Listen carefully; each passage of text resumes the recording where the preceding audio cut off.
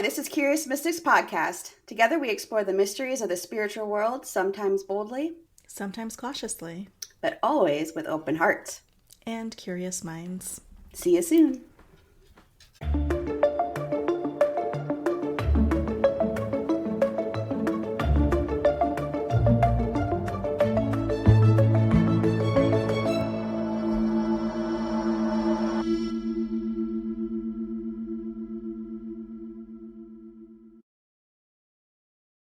Hi, it's Erica.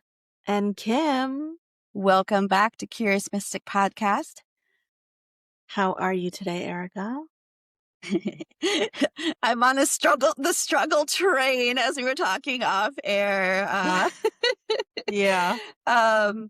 Yeah, so I don't know if it's TMI for all our listeners, but I think I got hit with the perimenopause train the last couple of months, and I'm just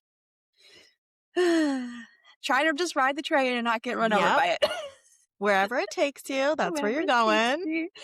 I highly recommend you listen to our Crone era episode that came out last week. But yeah, just trying to adjust to this. Yeah, I hear you. I hope that this train lets you acclimate or that you can slow down or something, because I'm sure that it could be a wild ride when you're not necessarily expecting it. Yeah, no. It's been fun. Yeah, I'm sure. How about you? How are you doing? Doing okay. Just trying to stay on track. I think that's the biggest thing for me right now is I have a vision, a plan, so I just need to figure out the execution and stay on that path. Okay. That's my biggest thing. Nice. I restarted some of my rituals that have kind of fallen off over the holidays. That time is just so rough. It's like I don't know what day it is. I don't know what I'm supposed to be doing, where I'm supposed to be, who I'm supposed to be interacting with. And it throws me off because then I have all these other grand plans for that time. So things fell off, but I restarted them today and so I'm feeling better about it. Good. Yeah. Yeah. I totally get that too. Like the whole holiday season is just, it's a lot. I'm ready to just kind of get back to normal, quote unquote. Yeah. So We'll see how it goes over the next couple of weeks, but yeah, that's good. so last year, once a month, we did an episode on a vortex. And this year we wanted to change it up a little bit. So we were choosing animals, what their significance is, what you can do, how you can interact, whatever the case may be. So today we're going to talk about cats. Yeah, I I'm excited. figured it was a natural place to start. So yeah, let's get into it. I kind of thought about this from the perspective of the spiritual significance of cats throughout time or at the beginning of time as we kind of know it, I guess. I don't know. And it's definitely something that can be seen across time, across cultures, across belief systems, whether we're talking about superstitions or we're talking about reverence or we're talking about um, logistical purposes and things like that. The cats are very prevalent in the spiritual community. Very much so. I do recall in our superstitions episode, which was however long ago at this point, maybe go back and listen to it.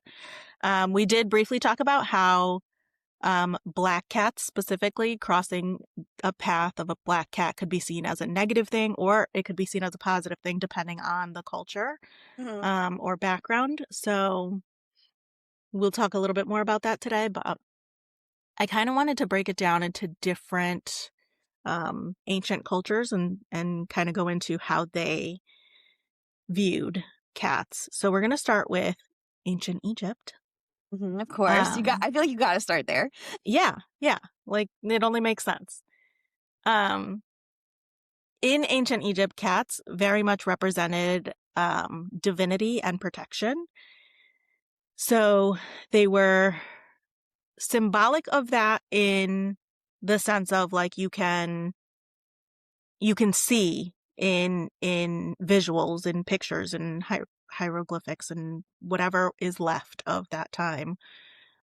You can see depictions of cats and how they were kind of incorporated into ancient Egyptian culture. They would practically keep away unwanted pests.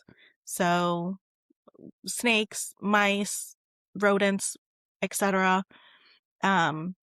So in that way, they were very much physically protectors of people, environments, the realm. And you would see that people would own cats or have cats around for that purpose. They were also companions to people in the living and in the afterlife. So in this sense, you would see, and I think we might have talked about this in one of our episodes, that sometimes when a person passed, they might be buried with important objects or things, and sometimes that would be with cats.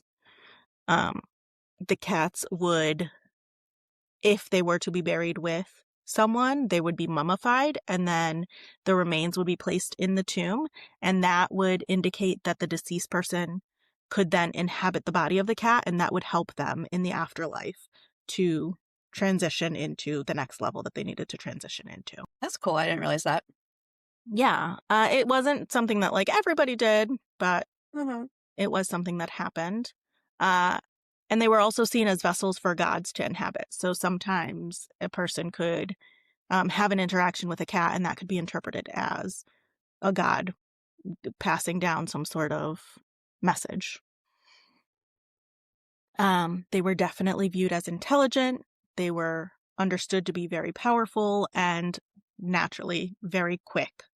So overall, when you're thinking about the role of cats in ancient Egypt, it was all over the place.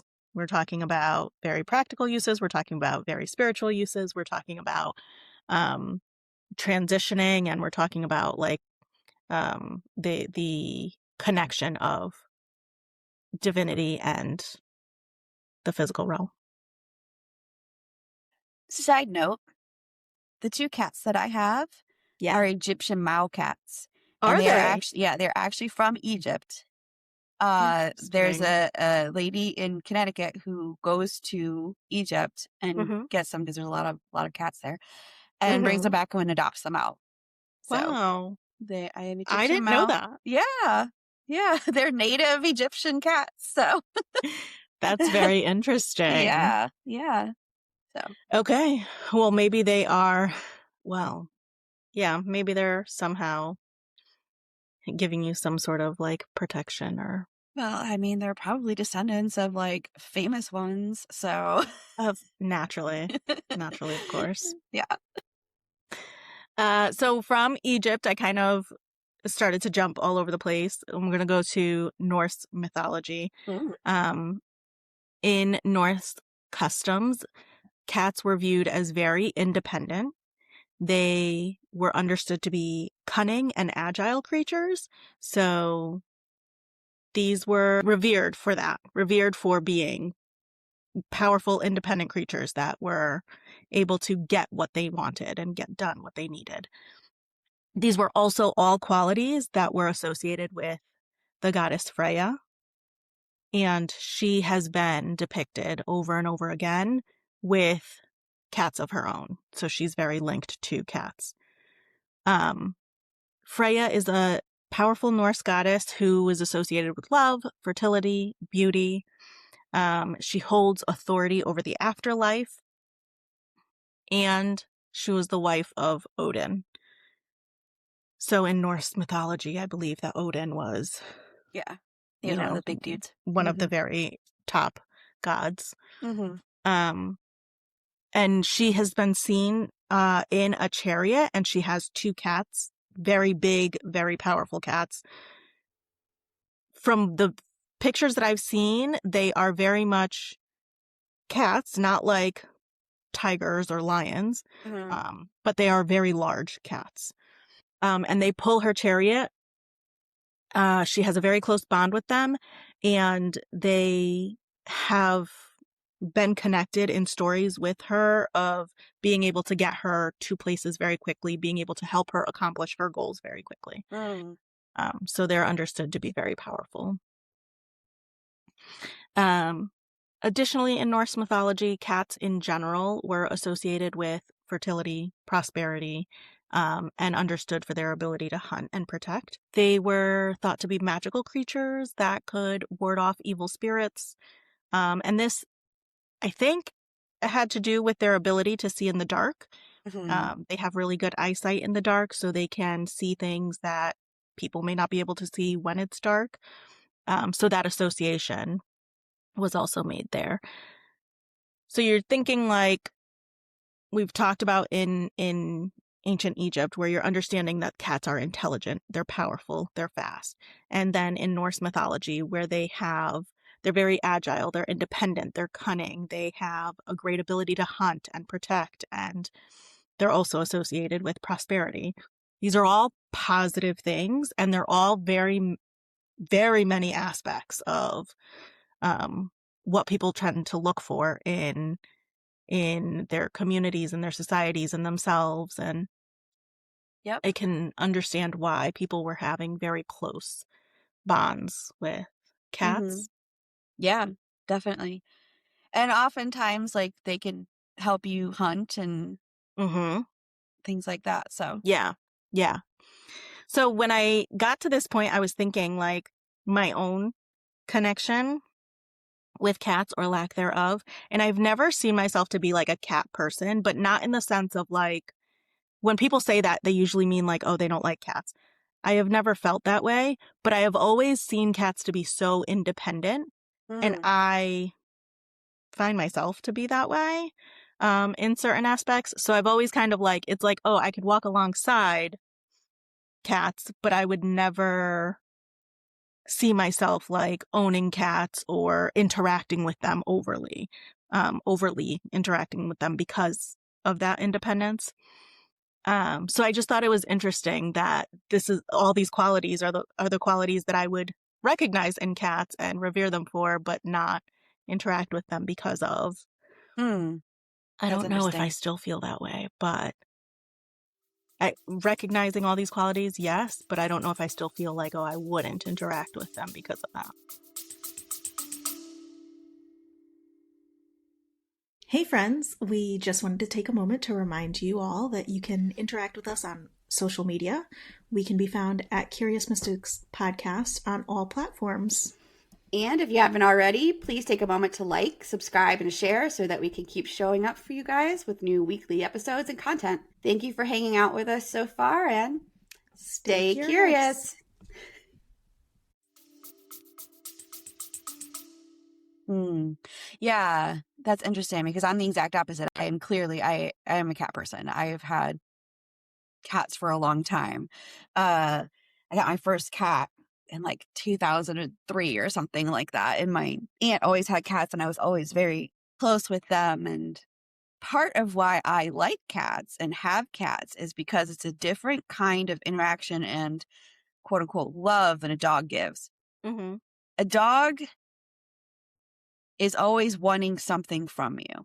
Mm-hmm. They want you to pet them. They want you to take them out. They want you like Yeah. they want, which isn't necessarily a bad thing. It's just that's how the interaction is.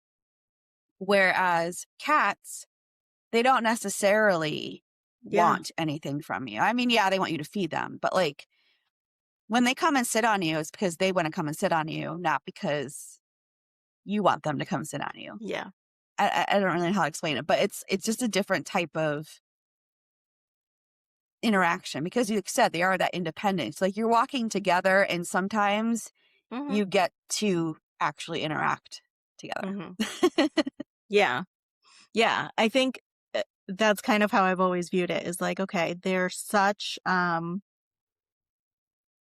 individual, unique creatures that they go on their own path and they can come and go and it's fine. And like I said, it's not that I didn't like them. It's that I recognized that and was like, okay, well, let them go do their own thing. And so I've just never, pushed myself to interact in any sort of way. But I was thinking as I was doing the research for this episode that there's a lot of like cats that walk around my neighborhood. And even in the middle of the night, my Ring camera outside will catch them like walking through our yard or laying underneath one of our cars, especially if someone got home late, when the car is still warm. Mm-hmm. So I was like, oh, maybe that's enough, right? Like maybe that's enough of the interaction, and I can leave out a little bit of food or something, or put a little shelter or something. If they want to come and go, they can come and go. And it's not that I own or that I need to interact, but that the option is there. Like the presence is there, the energy is there. Yeah. Mm-hmm. Yeah. Nice. But with all the positive, of course, there's also the superstitions and what does that look like? And a lot of this comes, I'm gonna put this in the category of like not just superstitions in a negative sense, but also just like the caution of. So some of this, the superstitions, do come from that religious experience, the Catholic experience. And from what I have found is that Pope Gregory the Ninth in 1233, I think, somewhere in the 1200s, yes, 1233, declared that cats were a symbol of Satan and associated with witchcraft. Okay. So, at that point, they started to be seen as evil.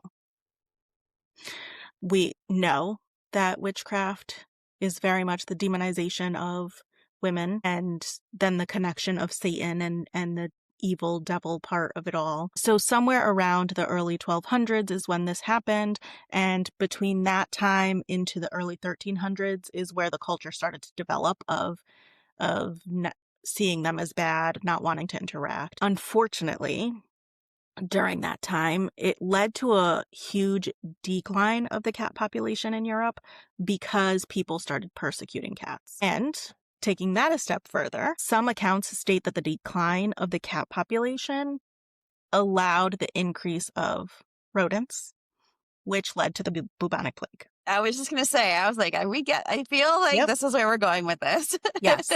However, at the time, people weren't understanding that it was the decline of the cat population and increase of the rodent population. They just connected it with cats. So initially, the bubonic plague was thought to be something that was coming from the cats, and so they continued to persecute the cats that they already saw as evil. Not realizing. Yes. So, yeah, like sometimes we, as people, can get into our own heads, and when we see a narrative, we kind of just go with it. And so I can understand how this kind of happened. Obviously, I don't agree with it, and it wasn't right, but this idea that, hey, I think this creature is evil, and let me try to get rid of it. And then as I try to get rid of it, I'm starting to see an increase in, disease and destruction. And it must be because I'm trying to fight the evil. Mm-hmm. So let me continue to fight the evil. Yeah. Is kind of how that spiraled. Aren't cats associated with Hecate? Yes. The goddess Hecate? Yeah. So I wonder if that's kind of where also the demonization of the cats came from in that early times as well. Yeah. Yeah, I think there was probably a lot of that where you see different beliefs starting to clash, and they're like, oh, well, if I don't believe what you believe and what you believe incorporates this aspect or that idea, then it all must be terrible. Mm-hmm. There was also some rhetoric that started to happen somewhere around this time, 1300s, 1400s, that stated that witches could turn into their familiars, so they could turn into cats. And so some of the superstition of crossing paths with a black cat may have come from this, where they think that you could potentially be crossing paths with a witch that had assumed her familiar's body. I wish. That'd be cool. I like to shapeshift into a cat. That'd be If cool. all the times. People say all the time, like, if only I was a fly on the wall. No, if only if I was the So the cat. Like, cat. that cat Yeah. is going, exploring, doing its own thing, living its own life. That would be amazing. I've actually said that before. Like, I want to come back as like the most spoiled cat, like that just lays in the sun all day.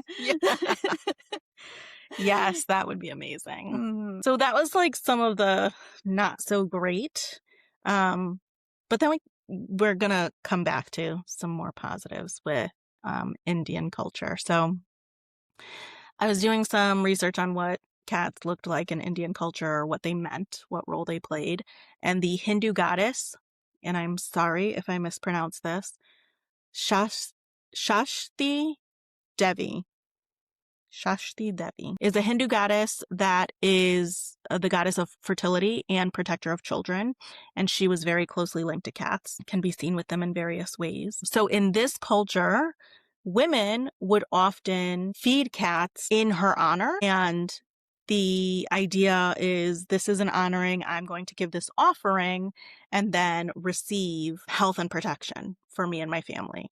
This shows very much a reverence for cats, but that also came with a duality of caution. There was a superstition that crossing paths with a cat, any cat, not just black cats, but crossing paths with a cat could disrupt life. The flow of life energy.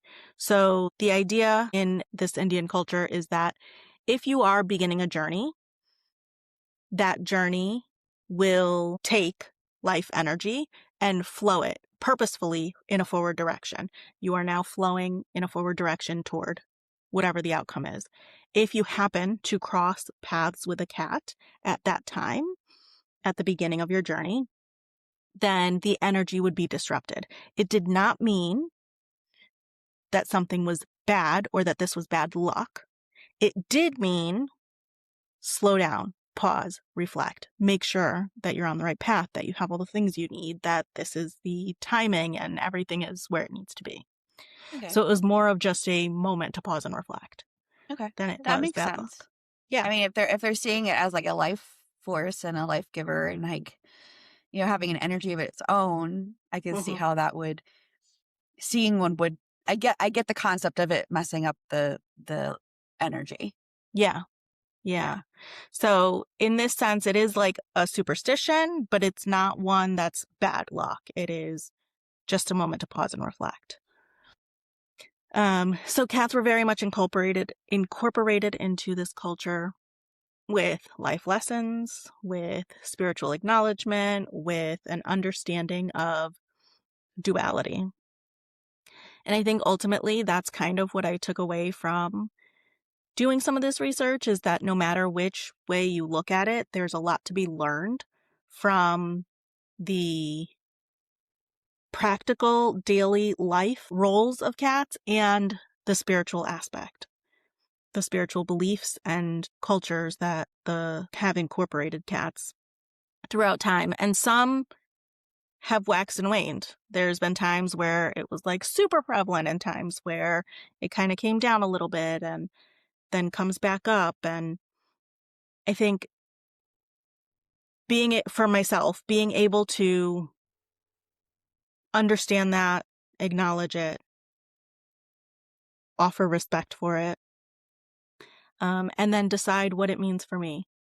Is that our cats, I can respect them from a spiritual aspect. Are they something that I want and or need to be incorporating more into my own spiritual practice? And I think realistically that answer might change from time to time depending on where I'm at on my journey. Yeah, absolutely. I mean, I think it depends on what are you trying to embody? Like what kind of aspects, what traits are you trying to embody? Do you need healing? Do you need protection? Do you need these type of things? I think it just depends on where, like you said, where you're at in your journey, where you're walking. Yeah. And I've always been attached to cats. So like cats are very much like a lot of my spirit animals have feline type attributes. So for me, that I think they probably always will be in some sort. But like for me, dogs might not necessarily be. I mean, I have dogs. I like dogs, but like I'm not like Yeah. spiritually connected to dogs. You know what I mean? So I think it just kind of depends on the person and what your affinity is and what you're looking for. Yeah, I agree. And I think because we did the episode on superstitions, because we've talked about cats here and there, they've come up here and there, it just seemed like the very first natural step to take into this series. And I have a much better understanding of like how important cats were in certain aspects, or how important they can be, of all of the things that they can represent or that can be highlighted with them. So kind of just taking that and using it as a stepping off point of whatever comes next. And supposedly cats can see through the veil easier. Hmm. I did see that. I think that was also kind of connected with some cultures' beliefs of how they can like see in the dark and be protectors in that way, because they can see. They have better eyesight, better vision. They have much better hearing too. Like they can hear the tiniest and highest of sounds. Yeah. So I know my cats are always. Yeah. I didn't get into this at all, but I had also looked up some other cultures and their use and understanding of cats. And I read a story, uh, a story that's been passed down in Taoism, of a sage who was having a problem with rodents. And even though in Taoism or in Taoist beliefs, they aren't supposed to harm creatures, he had such a problem with rodents that he started to put out traps and started to put out poison and, was becoming very overwhelmed and didn't understand like why the problem wasn't getting better. And then one day during reflecting, he noticed his cat just laying there, and the cat was resting peacefully, unbothered, not paying attention to anything. And in like a split second, jumped up and caught a mouse with precision, with stealth, with agility, with ease, with power. And the sage took that to mean, let me slow down. Let me be a little bit more cat-like. Let me be calm. Let me be, unbothered. And he started to see that he was able to then trap the mice and release them elsewhere, and resolve his problem by trying to take on the features of the cat in that way. Nice. I like that. That's a cool Yeah. story. I was like, oh, that's interesting. I'm like, these stories come up across cultures, across time, and they just show, I think the duality of it was very, very present. It's like, yes, there is strength and power, and there is a calmness and a almost like a knowing of like, it's okay to just be. Yeah, they don't force. They're not forcing. Yes. They either are reacting if need be, or just taking it in and Yeah. enjoying it and or reflecting. Right. And being able to just trust their own intuition. If you can trust your own intuition, you lead down that path of wherever you need to be. So very cool. I agree with you. It's the cats is a good place to start as far as like spiritual animals. They are probably one of the most connected. That and ravens, I think, are probably one of the most connected animals that you see with spiritual aspects and mythology and stuff like that. So yeah. There was a lot of stuff that I saw about like why and how the symbolism of cats, even outside of spirituality, have kind of been linked to like not great things or scary things, especially when we're thinking about like modern day consumerism and culture in like Halloween, and how there's always like the scary black cat and things like that. And I just really didn't want to go there. One, because it wasn't as spiritual, and two, because I think we know that. I think it's very evident and very clear to see how those things can come up.